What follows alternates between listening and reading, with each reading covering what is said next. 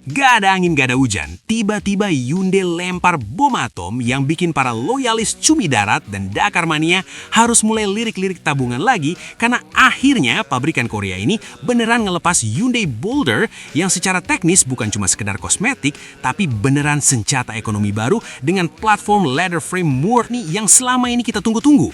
Bayangin aja, di saat brand lain sibuk main aman dengan sasis monokok yang dipaksain kelihatan maco, Hyundai malah all out bikin monster yang kelihatannya siap diajak narik lokomotif, tapi tetap punya estetika Art of Steel yang gantengnya keterlaluan. Seolah-olah Palisade habis nge-gym dan minum suplemen militer.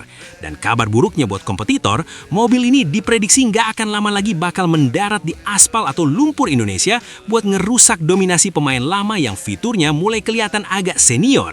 Jadi siap-siap aja karena era SUV pekerja keras yang pintar secara teknologi baru saja dimulai. Dan kali ini Hyundai nggak datang buat sekedar ikutan arisan, tapi buat jadi game changer sejati.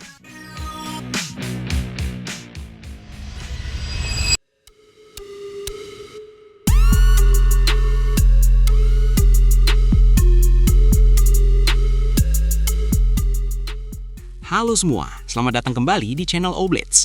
Hyundai belakangan ini emang lagi on fire banget. Tapi siapa yang sangka kalau mereka bakal nekat bikin mobil yang desainnya kayak habis ditonjok beton, tapi tetap kelihatan ganteng maksimal. Boulder bukan cuma sekedar nama, tapi ini adalah pernyataan perang Hyundai buat masuk ke ranah off-road murni. Dan yang bikin lebih gila lagi, denger-dengar ada rahasia di balik sasisnya yang bikin mobil ini nggak cuma jago nanjak, tapi juga tetap anteng diajak lari 140 km per jam di Cipali. Penasaran? Oke, mari kita tatap mukanya. Kesan pertama, intimidatif. Lupakan bahasa desain parametric dynamics yang terlalu futuristik kayak Ioniq. Boulder justru pakai pendekatan Art of Steel. Fascia depannya tegak lurus, memberikan kesan kokoh yang hakiki. Grillnya nggak pakai krom norak, melainkan material matte black bertekstur kasar yang kelihatan siap nerjang semak belukar tanpa takut baret. Bumper depannya benar-benar fungsional, bukan sekedar plastik hiasan. Desainnya dibuat high approach, jadi sudut datangnya itu tajam banget buat mastiin moncongnya nggak gasruk pas kamu lagi main di medan ekstrim. Di situ juga tertanam winch yang terintegrasi secara rapi, sebuah detail yang jarang kita temukan di SUV kosmetik kebanyakan. Masuk ke bagian lampu, Hyundai tetap mempertahankan identitas LED berbentuk H yang sekarang lagi jadi ciri khas mereka. Tapi di Boulder, lampunya dibuat lebih kotak dan masuk ke dalam sasis, recess, tujuannya jelas, buat proteksi. Output cahayanya? Jangan ditanya, Hyundai nggak pernah pelit soal teknologi proyektor LED yang bikin malam berasa siang. Plus ada lampu kabut kuning yang fungsional banget buat nembus kabut di pegunungan.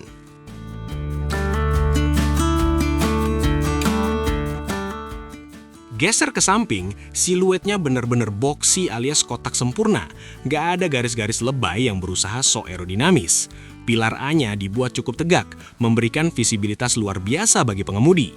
Garis bahunya tegas dari depan sampai belakang, memberikan kesan kalau mobil ini punya otot yang nggak main-main. Ini adalah definisi real man's SUV. Nah, ini bintang utamanya. Velgnya menggunakan model bead lock style berukuran 18 inci yang dibalut ban all-terrain berukuran masif. Ruang fendernya sangat lega, menyisakan jarak main suspensi yang panjang banget. Jadi kalau kalian mau ganti ke ban 35 atau 37 inci, sepertinya nggak perlu banyak sunat fender lagi. Cladding plastiknya pun dibuat tebal dan bisa diganti per bagian kalau pecah pas off-road. Pindah ke buritan, kesan boxy tadi masih konsisten. Pintu bagasinya nggak cuma buka ke atas, tapi punya fitur split gate yang bisa jadi tempat duduk pas lagi camping santuy. Kaca belakangnya pun unik, bisa diturunkan secara elektrik sampai habis. Fitur yang sangat American SUV banget, dan bakal disukai banget sama orang Indonesia yang hobi foto-foto dari dalam mobil. Bumper belakangnya minimalis tapi kuat, terbuat dari baja asli yang menyatu langsung ke sasis. Ada recovery point alias cantolan buat narik beban yang warnanya dibuat kontras, supaya gampang dicari pas mobil lagi kejebak lumpur. Jarak departure angle-nya juga jempolan, jadi gak bakal ada drama bumper belakang ketinggalan di tanjakan terjal. Lampu belakangnya menggunakan desain vertikal dengan grafis pixel khas Hyundai, tapi dibuat lebih industrial. Efek 3D-nya cakep banget kalau dilihat malam-malam. Yang menarik, lampunya diletakkan agak tinggi jadi nggak gampang kotor kena cipratan lumpur dari ban, bikin pengendara di belakang tetap bisa melihat sinyal rem dengan jelas.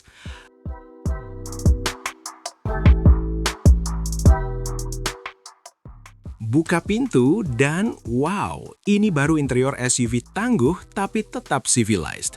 Dashboardnya punya desain horizontal yang rata, memudahkan kita buat memperkirakan dimensi mobil.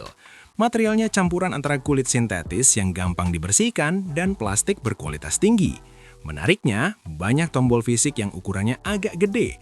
Tujuannya biar tetap gampang dipencet meski kita lagi pakai sarung tangan. Di tengah ada layar infotainment lengkung yang super besar, khas Hyundai masa kini. Tapi isinya beda. Ada menu off-road pages yang nampilin informasi kemiringan mobil, tekanan ban, hingga status locking diferensial. Konektivitas? Sudah pasti wireless Apple CarPlay dan Android Auto tersedia.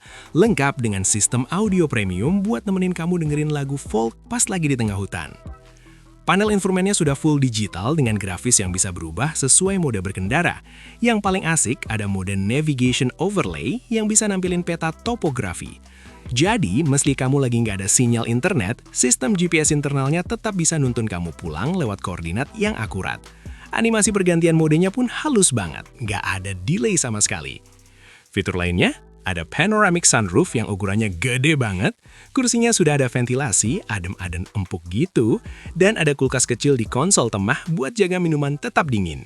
Oh ya, ada juga power outlet berdaya besar di bagasi belakang yang bisa kamu pakai buat nyalain kompor listrik atau peralatan camping lainnya. Praktis!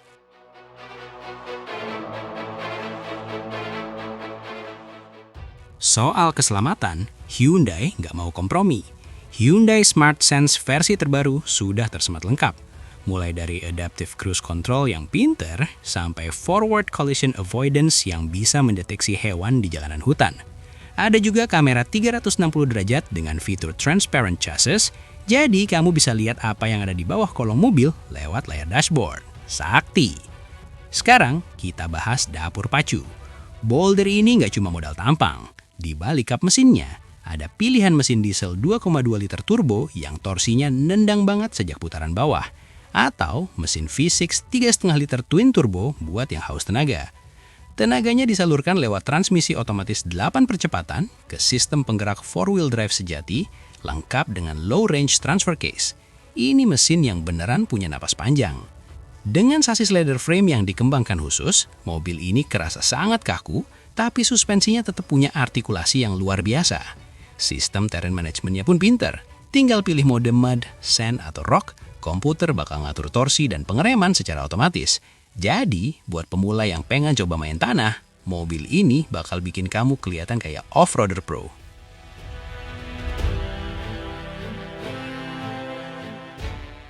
Meski sasis tangga, tapi kenyamanannya khas Hyundai. Mereka pakai teknologi adaptive damper yang bisa nyesuaiin tingkat kekerasan suspensi secara real time.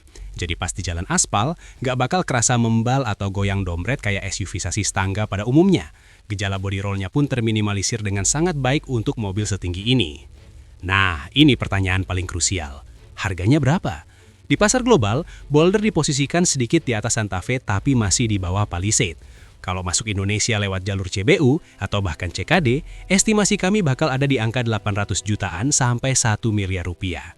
Mahal? Mungkin, tapi kalau dibandingin sama dapat kapabilitas off-road sekelas mobil 2 miliar rupiah, ini sih bargain banget.